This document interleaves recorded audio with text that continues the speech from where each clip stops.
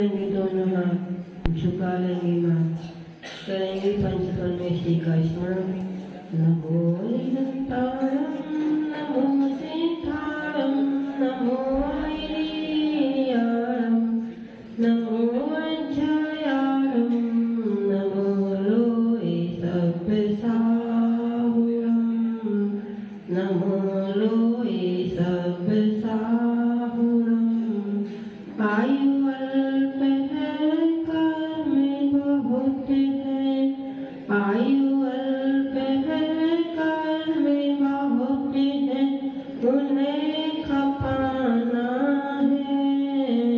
लिया हुआ जो कर्ज पुराना उसे चुकाना है।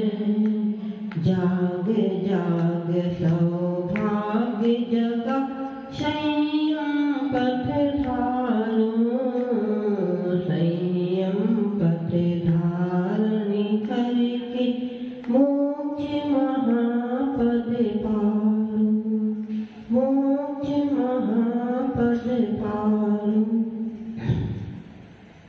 बोले देवाय देव श्री आदिनाथ भगवान की, अंतिम शासनपति भगवान श्री महावीर स्वामी की, गुरु नाम गुरु आचार्य भगवान श्री आदि सागर महावीर के दिगंबर सागर सन्मति सागर विराग सागर विशुद्ध सागर महामुनिराज की। हे धरती के देव दिगंबर तुम्हें नमन मेरा, तेरे पद चिन्ह पे गुरुवर रहे गमन मेरा। चेतन मूलाचार तुम्ही हो, समय सार तुम हो, कुंद कुंद के नियम निभाते नियम सार तुम हो। आगम चखो बिन गुरुवर के चरणों मन मेरा, तेरे पद चिन्ह पे गुरुवर रहे गमन मेरा, रहे गमन मेरा। प्रभु अजय भगवान श्री सुंदर सागर जी महाराज की, प्रभु अजय भगवान श्री विभव सागर जी महाराज की, 3 कम 9 करोड़ महामुनि राजों की, द्वादशांग जिनवाणी माता की। बोले समस्त आचार्य संघ की। आचार्य भगवान की चरणों में नमोस्तु, सभी मुनि राजों को नमोस्तु, सभी आत्मा माता को वंदना। कर्म की 148 प्रकृति होती है, ठीक कम होती है 148। जब एक आत्मा 4 कर्मों का घात कर देती है तो उसे क्या पद प्राप्त होता है? जब कोई एक आत्मा 4 कर्मों को नष्ट कर देती है तो उसे क्या मिलता है? अरिहंत पद। केवल वह केवल ज्ञानी बन जाते। और जब वह 8 कर्मों का घात कर देती है, तब नष्ट कर देती है 8 कर्मों को, तो सिद्ध बन जाते हैं। अभी हम लोगों ने भी 48वां जन्म दिवस मनाया। क्या मनाया? तो 4 का अंक कह रहा है कि आप 4 कर्मों को नष्ट करने के मार्ग पर निकल चुके हो। आपने मुनि व्रत धारण कर लिया।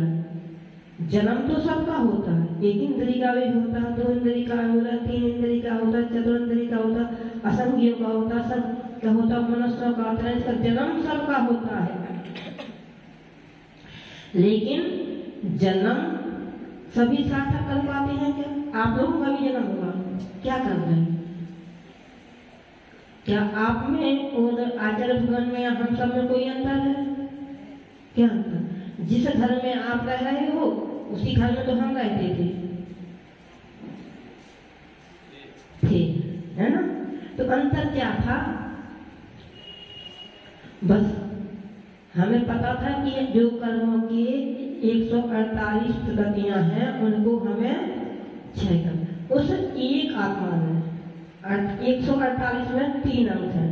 कितने हैं? 1, 4 और 8। तो 1 अंक अपनी आत्मा का प्रतीक है। वह आत्मा कह रही है कि यदि तुम 4 कर्मों को नष्ट करोगे तो केवल ज्ञानी बन जाओगे, और 8 कर्मों को नष्ट कर दोगे तो सिद्ध बन जाओगे। वह हमें संकेत दे रहा है, सूचना दे रहा है, लेकिन हम सब क्या करते हैं? सुनते नहीं और समझते नहीं है, देखते नहीं। 1 से लेके 10 तक के जो अंक है वह कोई ना कोई सूचना तो देते हैं, लेकिन हम समझ नहीं पाते।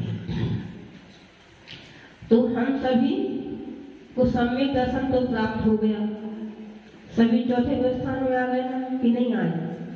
आज भगवान को योग निरोध हुआ था, भगवान तो मोक्ष जाने की तैयारी कर रहे हैं, मतलब हम सम्यक दर्शन की नहीं। तो कम से कम आज तो हम सभी सम्यक दृष्टि बन जाए कि नहीं बनना?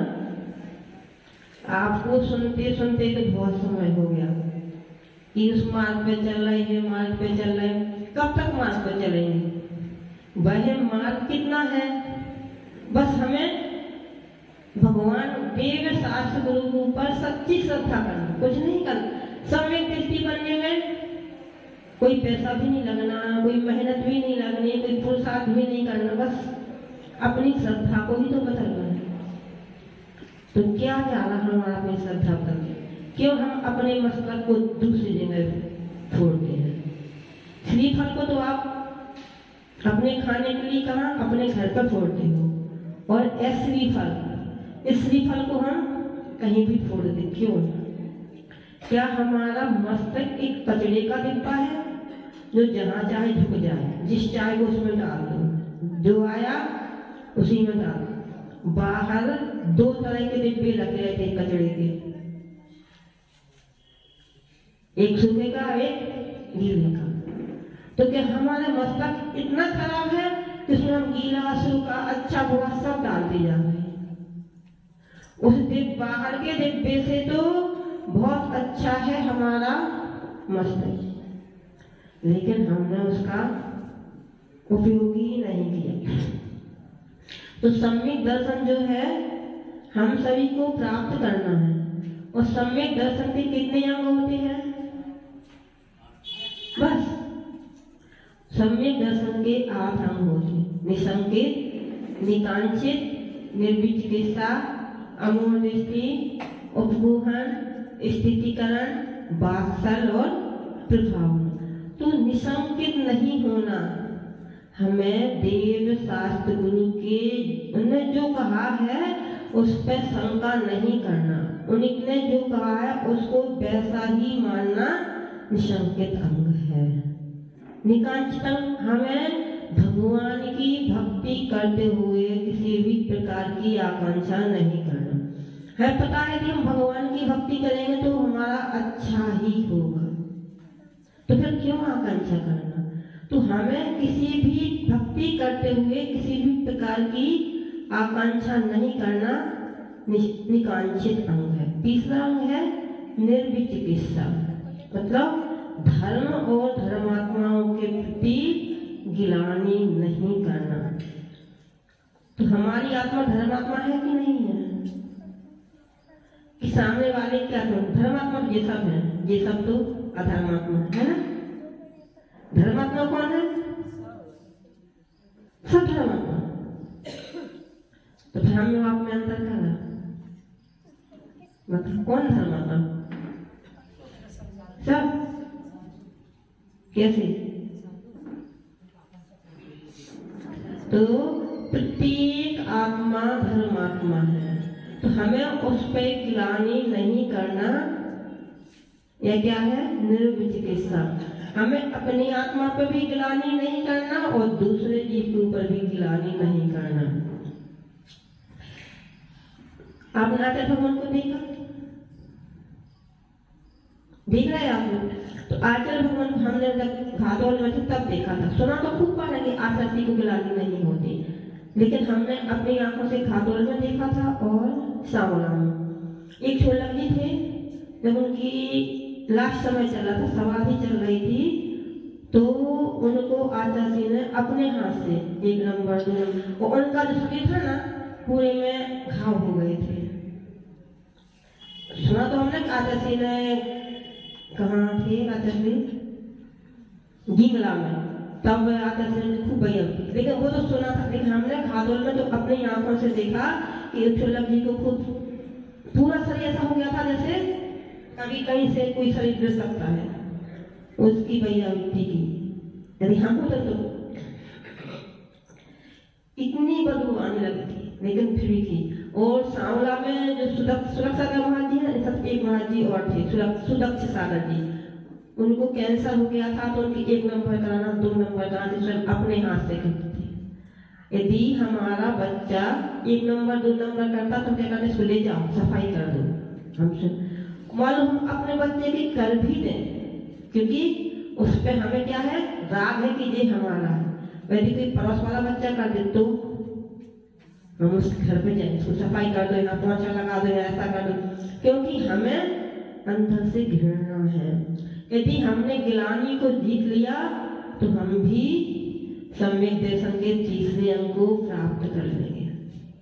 तो राजा उद्यान जो सम्यक दर्शन में प्रसिद्ध है, कच्छ देश का वह रहने वाला था, कहानी सबको पता है, लेकिन बस थोड़ी सी हम जब वह क्या कच्छ देश का रहने वाला था, जब वह राजा की प्रशंसा देव कर रहे थे, यदि हमारी प्रशंसा हमारा पड़ोसी करे तो हम कितने खुश हो जाते हैं कि देखो हम कितने अच्छे हैं।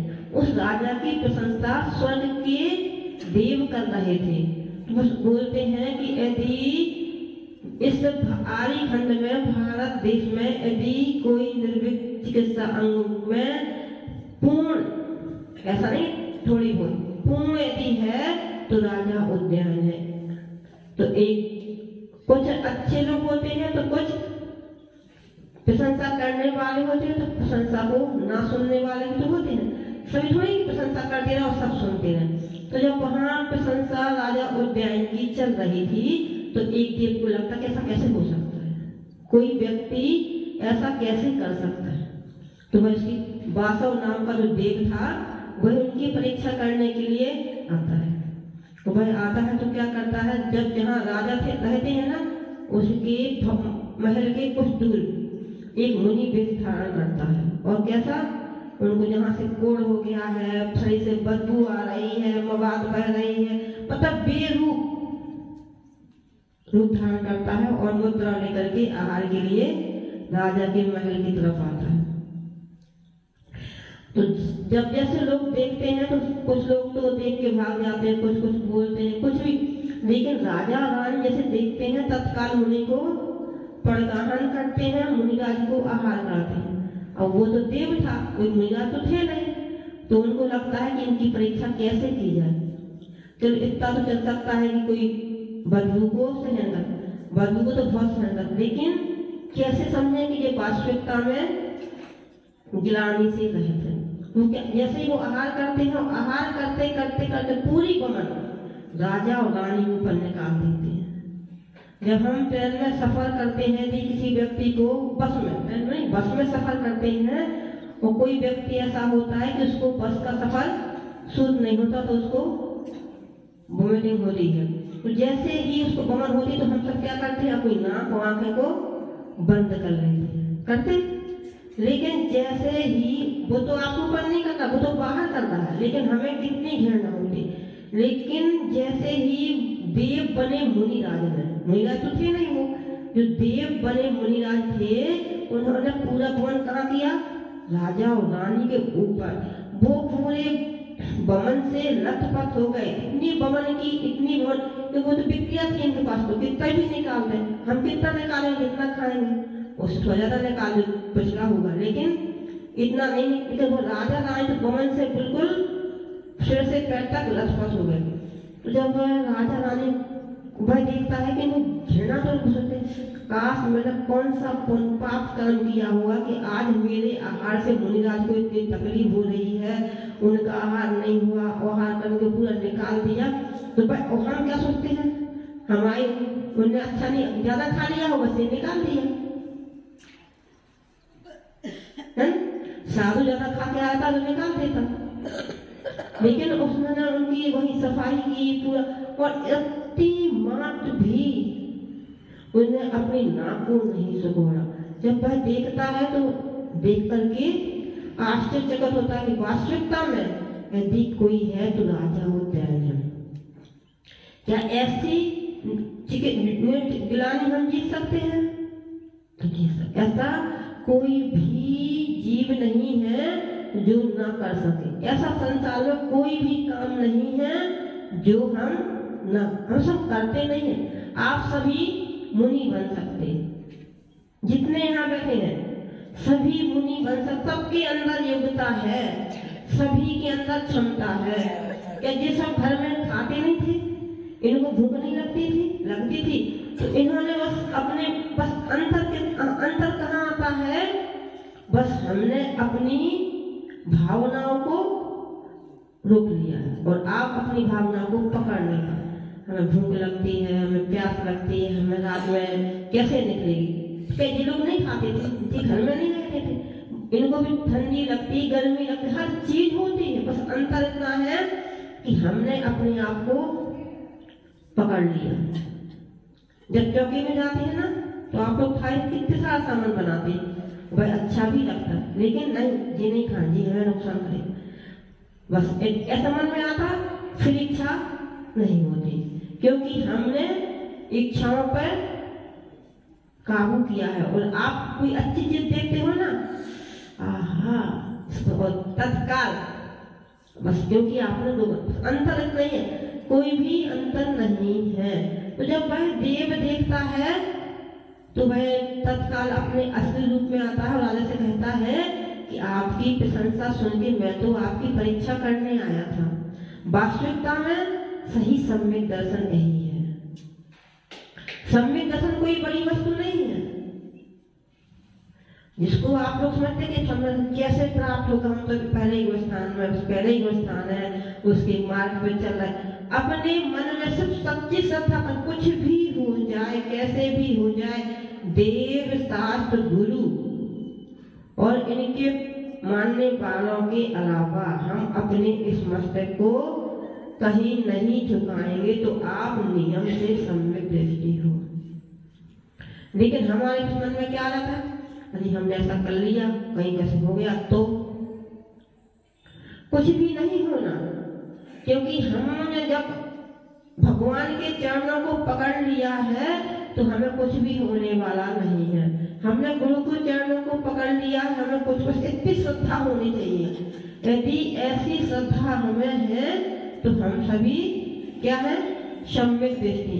और हम सभी सम्यक दृष्टि बने, पूर्ण रूप से सम्यक दृष्टि बने, ऐसी मन में श्रद्धा जगे, ताकि हम सभी केवल ज्ञान और मोक्ष को प्राप्त कर। तो आचार्य भगवान श्री सुंदर सागर जी महाराज की नमो।